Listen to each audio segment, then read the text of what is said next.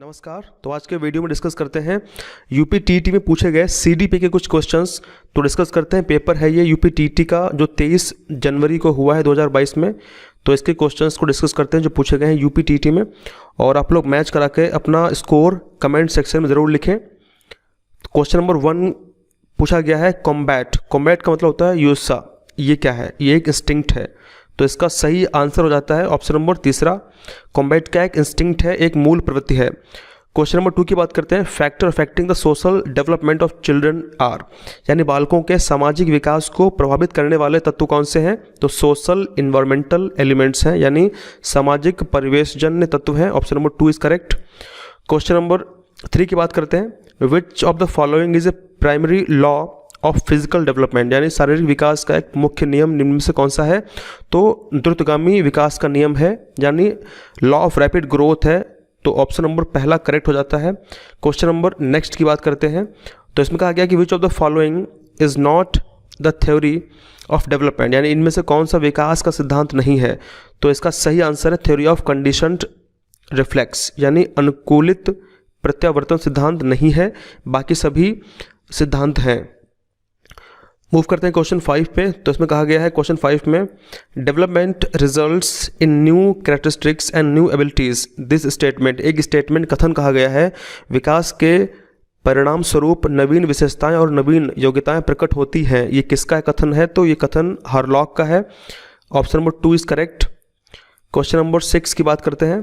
तो इसमें लिखा हुआ है कि through his experiment Kohler wanted to prove that learning, यानी कोहलर अपने प्रयोग से यह सिद्ध करना चाहते थे कि, तो इसका सही आंसर क्या है? The perception of whole situation. ठीक है, ऑप्शन नंबर तीसरा बिल्कुल करेक्ट है, समग्र परिस्थिति का प्रत्यक्षीकरण। इसका आंसर ऑप्शन नंबर तीसरा होगा। फिर क्वेश्चन नंबर 7 की बात करते हैं। Who propounded 5 step system of lesson planning, यानी लेसन प्लानिंग के 5 जो स्टेप हैं उसको किसने प्रपोजेंट किया है, किसने प्रतिपादित किया है? तो इसका सही आंसर हो जाता है Herbert. Option number 2 is correct. तो हर्बर्ट ने इस जो 5 स्टेप हैं सिस्टम है लेसन प्लानिंग के 5 स्टेप सिस्टम वो दिए गए हैं हर्बर्ट के द्वारा। मूव करते हैं क्वेश्चन नंबर 8। तो इसमें लिखा हुआ है कि who described different types of personality based on glands from following, यानी निम्नलिखित में से ग्रंथियों के आधार पर व्यक्तित्व के विभिन्न प्रकारों की चर्चा किसने करी है? तो इसका सही आंसर है कैनन ने करी है। Option number 1 is correct. फिर अगला है कि creativity is a mental process to express the original outcomes. ये स्टेटमेंट किसने, क्योंकि इस बार वाले पेपर में स्टेटमेंट के क्वेश्चन कई पूछे गए हैं, तो ये भी एक कथन का प्रश्न है कि किसने ये कथन कहा है कि जो क्रिएटिविटी है इज अ मेंटल प्रोसेस, एक मानसिक प्रक्रिया है, एक्सप्रेस द ओरिजिनल आउटकम्स। ठीक है, जो ओरिजिनल आउटकम्स को एक्सप्रेस करती है, किसने कहा है? तो इसका सही आंसर है क्रो एंड क्रो ने कहा है। Option number 4 is correct. Question number 10 पे मूव करते हैं। तो इसमें कहा गया according to B.F. Skinner language development in children takes place, यानी B.F. स्किनर के अनुसार बच्चों में भाषा का विकास कब होता है? तो इसका सही आंसर है option number 1 as an outcome of imitation and reinforcement. ठीक है, यानी अनुकरण एवं प्रबलन के द्वारा होता है। Option 1 is correct. मूव करते हैं क्वेश्चन 11। तो इसमें कहा गया है कि instincts are classified in 14 types by, यानी जो मूल प्रवृत्तियां हैं उनको 14 प्रकार से किसने क्लासीफाई किया है? तो इसका सही आंसर है मैकडूगल ने क्लासीफाई किया है। Option number 2 is correct. फिर है नेक्स्ट क्वेश्चन। तो इसमें कहा गया कि attention is the concentration of consciousness upon one object rather than upon another this statement. तो फिर से कथन वाला क्वेश्चन है, किसी दूसरी वस्तु की अपेक्षा एक वस्तु पर चेतना का केंद्रीकरण अवधान है, किसने कहा है? तो ये डम्बिल ने कहा है। तो इसका सही आंसर ऑप्शन नंबर तीसरा हो जाता है। फिर है क्वेश्चन नंबर 13 पे मूव करते हैं। तो इसमें कहा गया है कि whose name is associated with father of eugenics, यानी किसका नाम यूजेनिक्स के जनक के रूप में लिखा गया है? तो इसका सही आंसर है गैल्टन। ठीक है, फ्रांसिस गैल्टन जो है फादर ऑफ यूजेनिक्स है। फिर मूव करते हैं क्वेश्चन नंबर 14। तो इसमें कहा गया कि which test is propounded by doctor S. Jalota in Hindi for children of 12 to 16 year, यानी 12 से 16 वर्ष के बालकों हेतु हिंदी में डॉक्टर S. जलोटा ने कौन सा परीक्षण प्रतिपादित किया है? तो इसका बहुत ही सिंपल सी बात है, कौन सा परीक्षण है? GMAT, ठीक है, इसको शॉर्ट में हम GMAT कहते हैं, यानी जनरल मेंटल एबिलिटी टेस्ट, यानी साधारण मानसिक योग्यता परीक्षण। Option number 2 is correct. फिर बात करते हैं क्वेश्चन नंबर 15। तो इसमें कहा गया है कि who propounded the 2 factor theory of intelligence, यानी बुद्धि के द्विकारक सिद्धांत को किसने दिया है? तो इसका सही आंसर है स्पीयरमैन ने दिया है। और मूव करते हैं क्वेश्चन 16 पे। कहा गया है कि giving meaning to sensation on the basis of past experience is called, यानी पूर्व अनुभव के आधार पर संवेदना को अर्थ प्रदान करना कहलाता है, तो परसेप्शन कहलाता है, यानी प्रत्यक्षीकरण कहलाता है।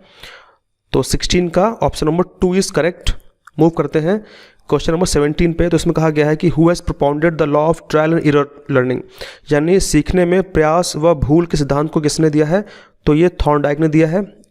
तो काफ़ी इंपॉर्टेंट है ये। इसमें से कई क्वेश्चन ऐसे हैं जो प्रीवियसली पूछे गए थे, जो इस बार रिवाइज भी हुए हैं। और आप लोग डेफिनेटली अपना स्कोर ज़रूर कमेंट सेक्शन में लिखें और वीडियो को ज़रूर शेयर करें, ताकि बाकी लोग भी वीडियो को देखें और लाभ उठा पाएँ। और आने वाले एग्जाम्स में हम सुपर टेट की भी तैयारी करवाएंगे, तो आप लोग ज़रूर चैनल को सब्सक्राइब भी करें। मूव करते हैं क्वेश्चन नंबर 18। तो इसमें कहा गया है कि IQ level of average intelligence, यानी जो एवरेज औसत बुद्धि वाला जो बालक है उसका IQ लेवल कितना होना चाहिए? तो सही इसका आंसर है 90 से 109 होना चाहिए। फिर क्वेश्चन नंबर 19 की बात करते हैं कि who among the following has propounded fluid mosaic model of intelligence, यानी निम्न में से किसने तरल क्रिस्टलीय बुद्धि के प्रतिमान के लिए प्रतिपादक थे?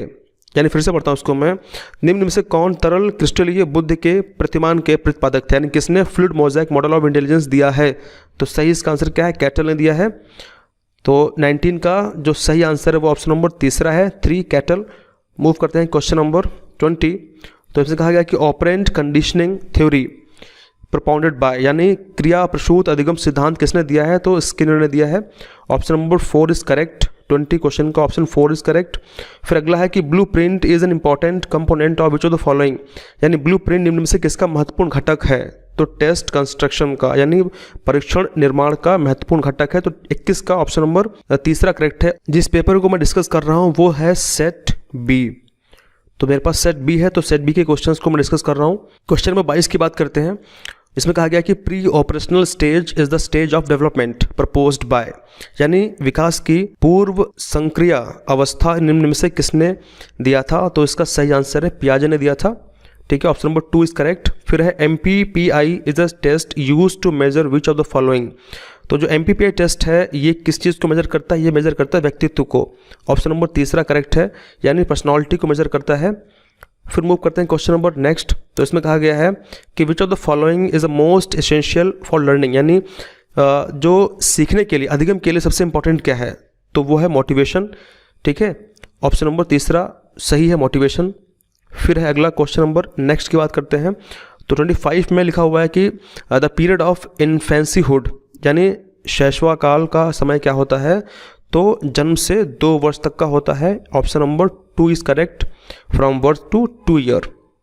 फिर अगला है कि कोहलर निम्न में से किससे संबंधित है? Kohler is associated with which of the following. तो ये एसोसिएटेड है थ्योरी ऑफ लर्निंग से।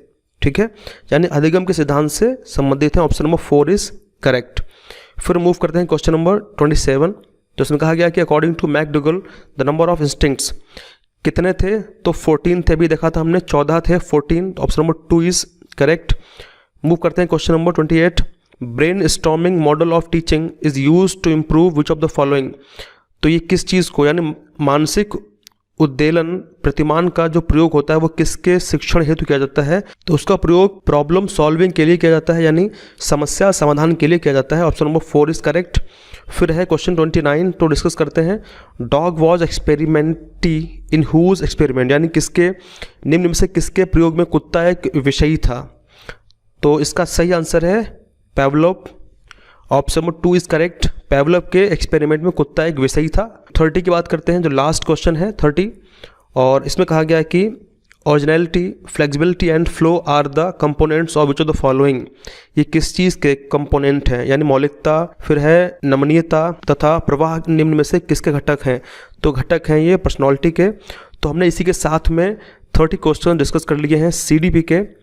ठीक है। ईवीएस के क्वेश्चन हमने पहले डिस्कस किए थे, उसका वीडियो पड़ा हुआ है, आप लोग ज़रूर देखें उसको। और आप लोग ज़रूर कमेंट करें कि आपके 30 में से कितने क्वेश्चन सही हो रहे हैं, और आप लोग वीडियोस को ज़रूर शेयर भी करें ताकि बाकी लोग भी वीडियो को देखें, लाभ उठाएं, और आगे आने वाले एग्ज़ाम्स की तैयारी हम लोग ज़रूर करेंगे साथ मिल करके। तो थैंक यू वेरी मच। जय हिंद, जय भारत।